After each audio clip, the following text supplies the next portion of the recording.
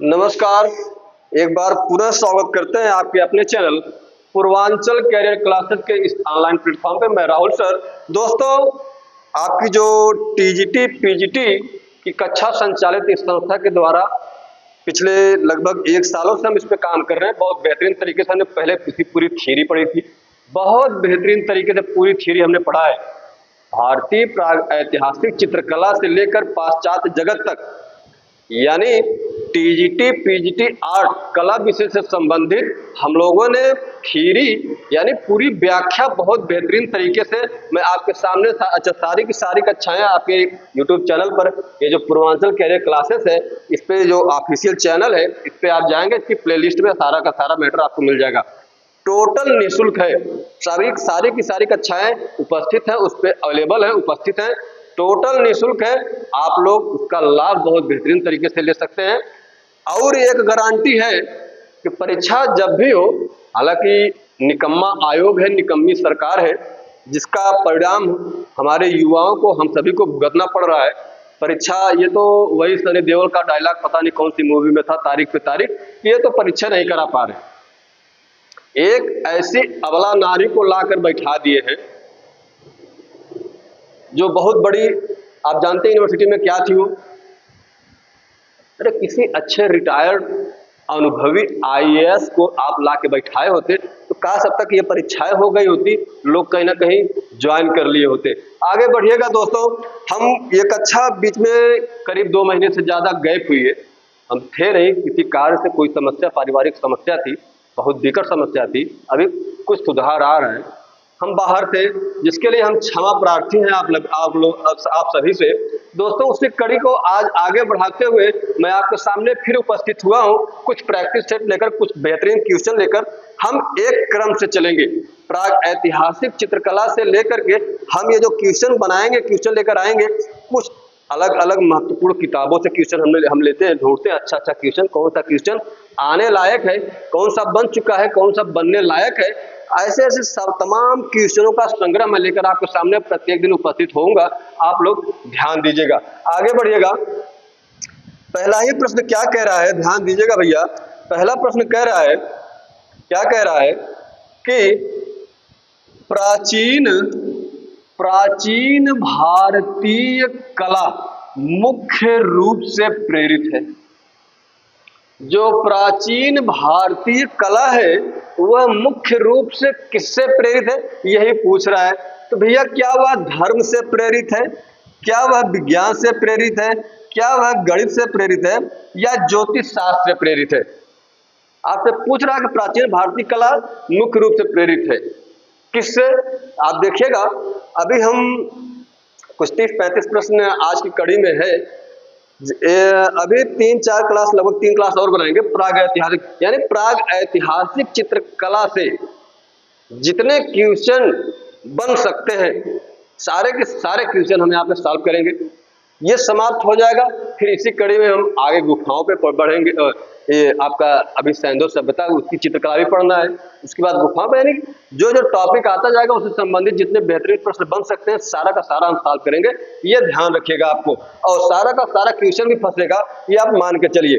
तो भैया, प्राचीन भारतीय कला मुख्य रूप से किससे प्रेरित है? धर्म से प्रेरित है। किससे? कमेंट सेक्शन में आप लोग आंसर दिया करिए। अच्छा नहीं लगता, आप लोग कमेंट सेक्शन में आंसर करना चाहिए।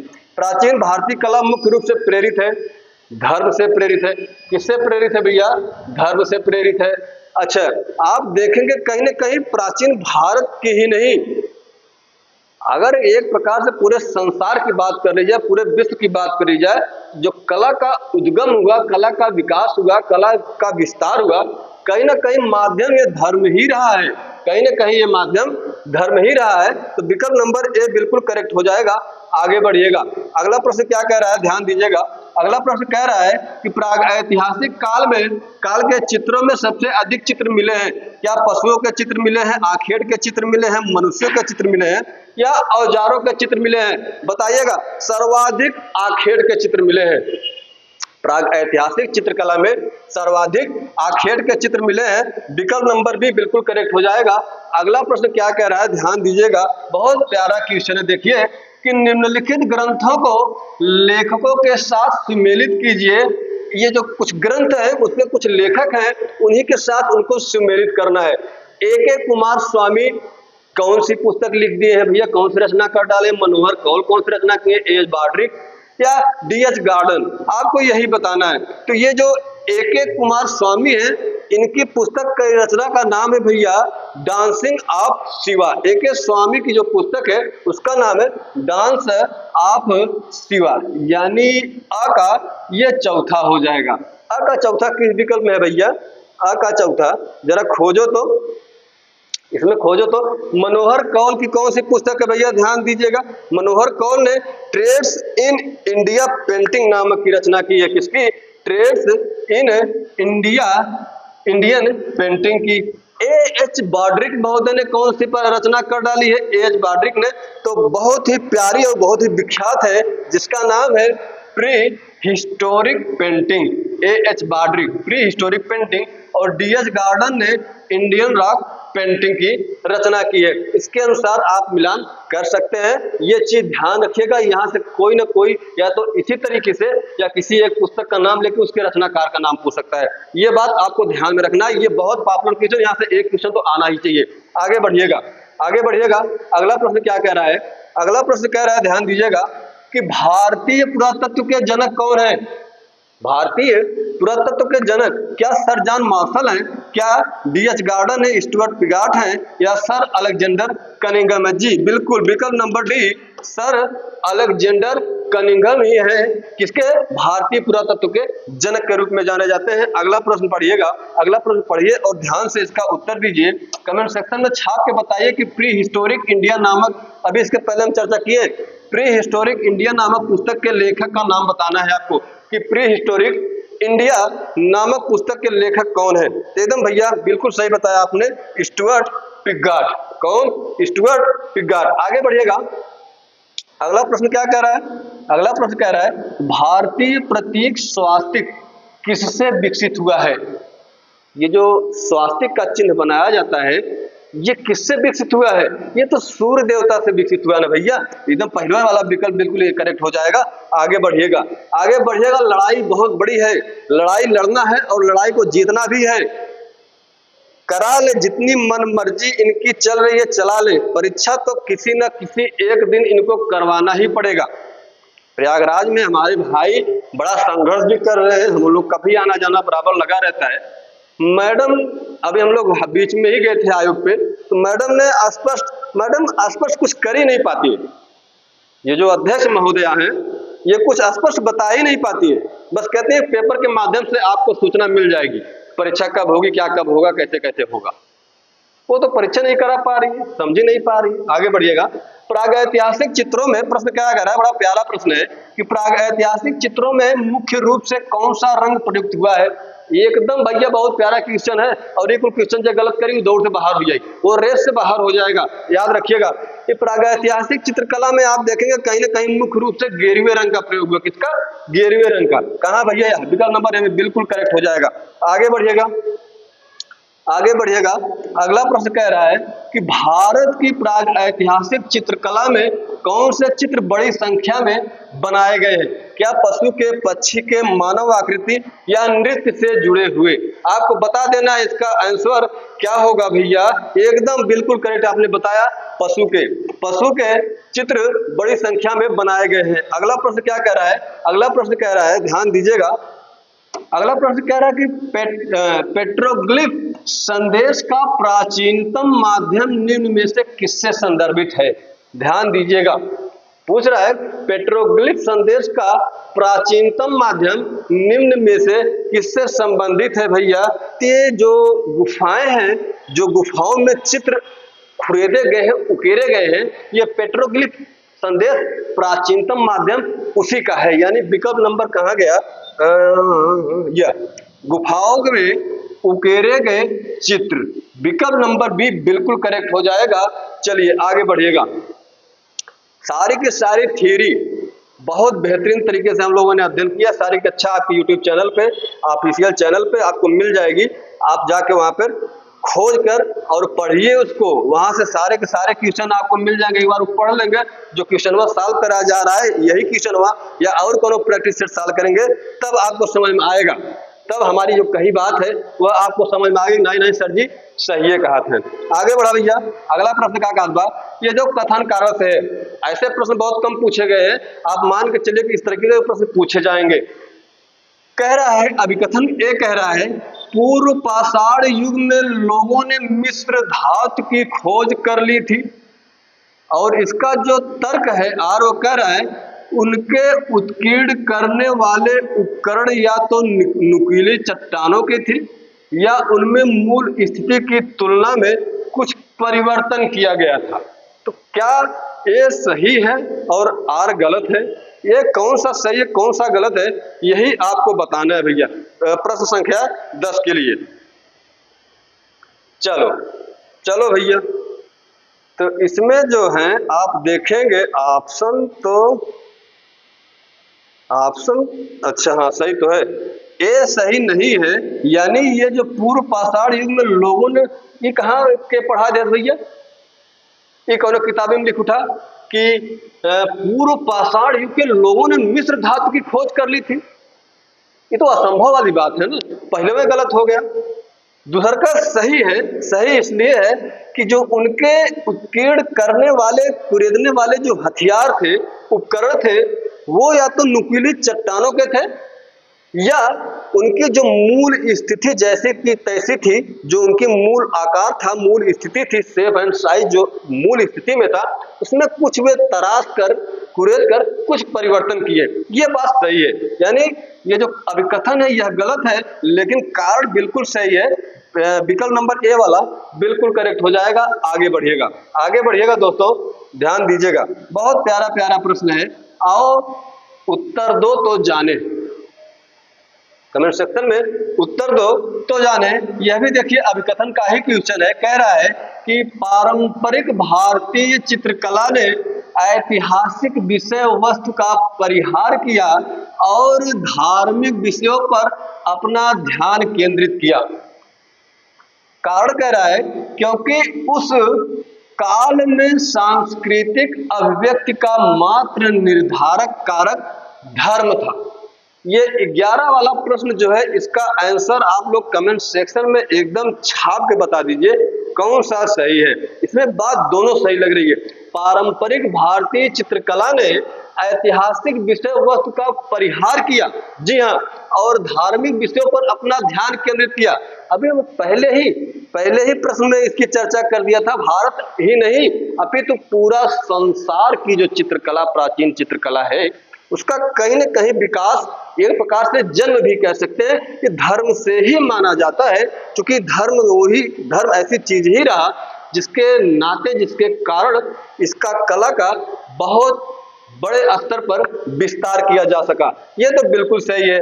अच्छा, क्यों? कारण क्या कह रहा है कि क्योंकि उस काल में सांस्कृतिक अभिव्यक्ति का मात्र निर्धारक कारण धर्म था। क्या था?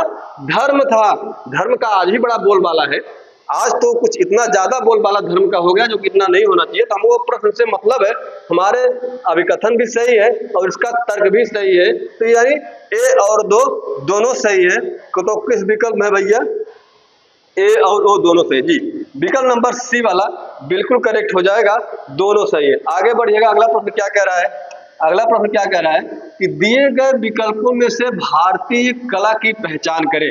क्या भारतीय कला अमूर्त है, वर्णनात्मक है, रेखा चित्रीय है या धर्मनिरपेक्ष है? अगर ये वर्णनात्मक ऑप्शन में न होता हम रेखा चित्रित कर देते, लेकिन ऑप्शन में वर्णनात्मक है, इसलिए विकल्प नंबर बी हम सही मानेंगे और इस प्रश्न का उत्तर भी यही सही है और पूछा गया प्रश्न है, ध्यान दीजिएगा। आगे बढ़ते हैं, अगला प्रश्न क्या कह रहा है? अगला प्रश्न क्या कह रहा है कि आदिकाल की चित्रकला कब से कब तक मानी जाती है? आदिकाल की चित्रकला पूछ लिया भैया, कब से कब तक आपको बताना है कि आदिकाल की चित्रकला आखिर कब से कब तक मानी जाती है। तो हमने पढ़ाया था कि आदिकाल की जो चित्रकला है वह 3000 ईसा पूर्व से लेकर 50 ईस्वी तक मानी जाती है। कब तक? 3000 ईसा पूर्व से लेकर 50 ईस्वी तक कौन से विकल्प में है? विकल्प नंबर बी वाला बिल्कुल करेक्ट हो जाएगा। आदिकाल की चित्रकला जो है वह 3000 ईसा पूर्व से लेकर 50 ईस्वी तक मानी जाती है। आगे बढ़िएगा। अगला प्रश्न क्या कह रहा है? अगला प्रश्न कह रहा है कि प्राग ऐतिहासिक चित्रों के विषय क्या रहे हैं भैया? प्राग ऐतिहासिक चित्रों के विषय पशु, बिल्कुल पशु भी रहे हैं, पक्षी भी रहा है विषय। अगर विषय की बात की जाए, ऐसे नॉर्मली क्वेश्चन पूछ ले कि प्राग ऐतिहासिक चित्रों के आखिर विषय क्या रहे हैं, तो भैया पशु भी रहे हैं, पक्षी भी रहा है, मानव भी रहे हैं। चौथा कहा पशु पक्षी, देखिए तीनों विकल्पों एक में कर दिए, पशु मानव पक्षी, यही बिल्कुल करेक्ट हो जाएगा विकल्प नंबर डी वाला। आगे बढ़िएगा। अगला प्रश्न क्या कह रहा है? अगला प्रश्न ध्यान दीजिएगा और इसका उत्तर कमेंट सेक्शन में छाप के हमारे सभी प्यारे भाई बताएंगे कि अधिकांश प्राग ऐतिहासिक चित्रों के रंग क्या रहे हैं। अखिया मून के मारा करा ऐसा क्वेश्चन आवे, गेरुआ खाली एक छिकाव गेरुआ। अगर प्राग ऐतिहासिक चित्रकला से संदर्भित बात हो रही है, चर्चा हो रही है और उसमें कलर पूछ लिया कि किस रंग का प्रयोग ज्यादा हुआ है, हमेशा आंख मूंद कर बताइएगा क्या? गेरुआ। क्या? गेरुआ। आगे बढ़िएगा।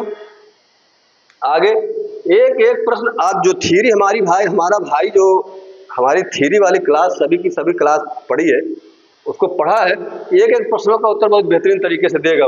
उसको परीक्षा में देखिएगा उसका स्कोर। प्राग ऐतिहासिक चित्रों की प्रमुख विशेषता क्या थी भैया? क्या दृश्य चित्रण था, पशुओं का शिकार था, व्यक्ति चित्रण था या पौराणिक था?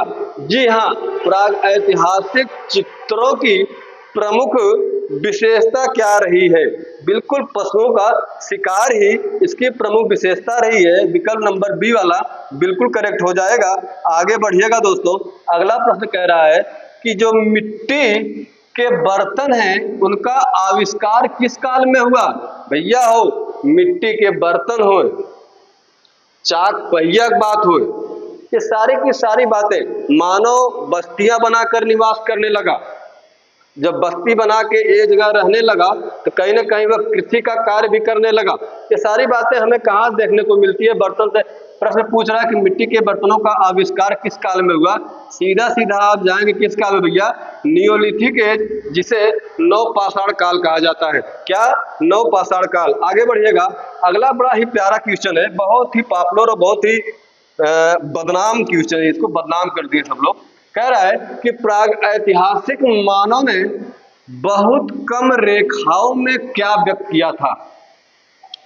क्या वह अनुभूतियों की प्रभावशाली अभिव्यक्ति को, क्या वह जानवर की गतिविधि को, क्या वह विभिन्न आकृति या इनमें से कोई नहीं? जी हाँ, बिल्कुल बिल्कुल सही है। आपने प्रश्न ही है कि मानव ने जो किस समय के मानव ने, प्राग ऐतिहासिक काल के मानव ने बहुत कम रेखाओं में व्यक्त किया है। क्या? प्राग ऐतिहासिक मानव भाई अनगढ़ हाथ थे, बहुत उनको कला के बारे में, कला क्या किसी भी चीज के बारे में उनको बहुत नॉलेज तो थी नहीं, बस अपने मनोभाव को, अपनी यथावत स्थिति को व्यक्त करने के लिए आड़ी टेढ़ी तिरछी फिरछी रेखाएं, बहुत कम रेखाओं में अपने मन के भाव को, अपनी अनुभूतियों को प्रभावशाली रूप से अभिव्यक्त करने का काम करते थे। तो विकल्प नंबर ए बिल्कुल करेक्ट हो जाएगा इस प्रश्न के लिए। आगे बढ़िएगा। अगला प्रश्न कह रहा है, क्या कह रहा है ध्यान दीजिएगा। अगला प्रश्न कह रहा है कि निम्नलिखित में से कौन से केंद्र प्राग ऐतिहासिक कला के केंद्र हैं? ध्यान दीजिएगा। होशंगाबाद, आजमगढ़, मिर्जापुर, उक्त सभी। भैया ये तो प्राग ऐतिहासिक कला केंद्र पूछ रहा है ना, तो होशंगाबाद भी रहा है, आजमगढ़ की पहाड़ियां भी रही है, गुफाएं भी रही है, मिर्जापुर, यही मिर्जापुर जो यूपी में पड़ता है भैया। और एक ऑप्शन दे दिया उपयुक्त सभी, ये तो सभी की सभी है क्यों? चलिए अगला प्रश्न क्या है? अगला प्रश्न क्या कह रहा है कि प्राग ऐतिहासिक चित्र किस धरातल पर चित्रित किए गए? जो प्राग ऐतिहासिक चित्र है वह गुफा भित्ति पर, कागज पर, कपड़े पर या कैनवास पर? अब आपको पता ही होगा कि प्राग ऐतिहासिक काल में मानव के पास कहां से कपड़ा आएगा, कहां से कैनवास लाएंगे, कहां से कागज लाएंगे? अभी कागज का खोज तो कब हुआ जानबे करते हैं। तो सीधा सीधा यही एक ऑप्शन है, गुफाओं की भित्तियों पर या शैल चट्टानों पर। चलिए आज की क्लास यहीं तक रखते हैं। अगली क्लास में हम प्रश्नों की संख्या भी बढ़ाएंगे, और कुछ महत्वपूर्ण और इस प्राग ऐतिहासिक चित्रकला से संबंधित क्वेश्चन लेकर आएंगे। तब तक आप पढ़ते रहिए, व्यस्त रहिए, मस्त रहिए। धन्यवाद, नमस्कार।